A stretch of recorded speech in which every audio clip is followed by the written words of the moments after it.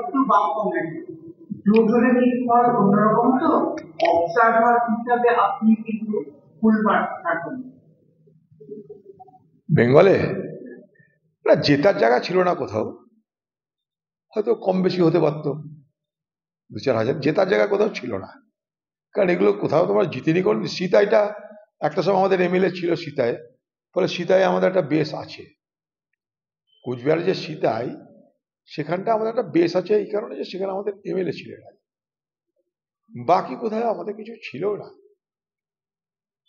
একজোট হলে তো 2-4 হাজার এদিক ওদিক হতে পারত, জিততাম এ কথা বলার ধৃষ্টতা আমার নেই। অবজারভার হিসাবে তো আপনি ঝাড়খণ্ডে ফুল মারতে হ্যাঁ, সে আলাদা কথা। আমি একা না, আরো সবাই ছিল।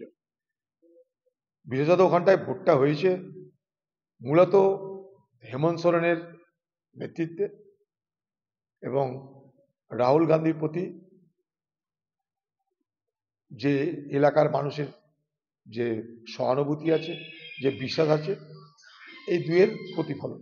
অর্থাৎ একদিকে আদিবাসী, আরেকদিকে পিছিয়ে পড়া মানুষ, উভয়ে সমর্থন করাতে আমরা অন্তত ইন্ডিয়া জোটের সরকার করতে পারছি।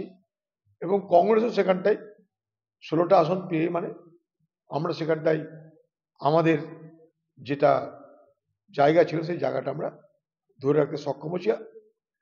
আরেকটু ভালো প্রিপারেশন নিলে আরো ভালো রেজাল্ট হতো। নিশ্চয়ই আগামী দিনে আমাদেরকে যখন জিজ্ঞেস করবো তখন আমরা সেই রিপোর্টটা দেবো। কারণ প্রার্থী বাছাই নিয়ে বহু সময় আমাদের অতিক্রান্ত হয়েছিল ঝাড়খণ্ডের নির্বাচনে। প্রার্থী বাছাই নিয়ে একটা কনফিউশন নানা রকমের তৈরি হয়েছিল, ফলে সেগুলো যদি দ্রুত করে ফেলতে পারতাম তাহলে হয়তো আরো ভালো রেজাল্ট হতো।